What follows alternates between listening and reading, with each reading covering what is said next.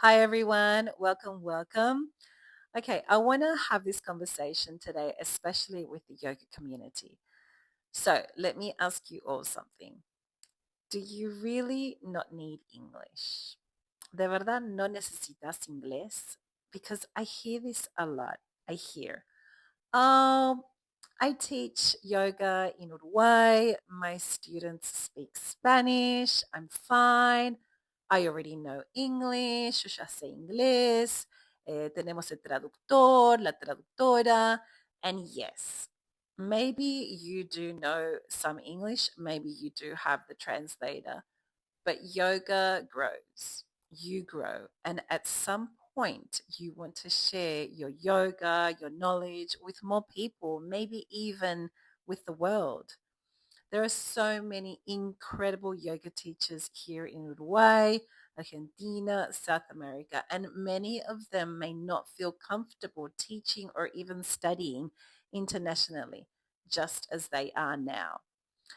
And one of the biggest reasons is the language. So I'm Patti, and this is Conversations with me. These are conversations we'll be having together. Today's episode is called Yoga Beyond Uruguay. So maybe you're thinking, when would I even need English? Or maybe I already know English. But sometimes the English we know is very basic and that can become a limitation. So let's look at a few real situations that can happen. Imagine this. You travel somewhere and want to drop into a yoga class, or maybe you want to take a workshop or a teacher training abroad. Or sometimes even here in Uruguay, in workshops, the teacher comes from India or another country, and there is a translator doing simultaneous translation. And of course, that helps, of course, but it's not quite the same experience as understanding the teacher directly. Or a tourist comes to your class here in Uruguay and they don't speak Spanish. Or sometimes, someone finds you on Instagram and really connects with your yoga, but they can't understand what you're saying. Or maybe you want to follow and learn from a teacher in India, Australia, or the UK, and everything is in English.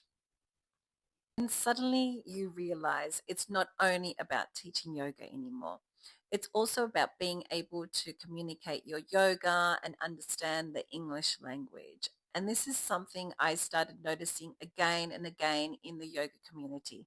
Beautiful teachers, a deep practice, so much knowledge to share. But when English appears, many people feel insecure. Not because they don't understand yoga, but because they've never had the chance to practice English in a way that relates to yoga.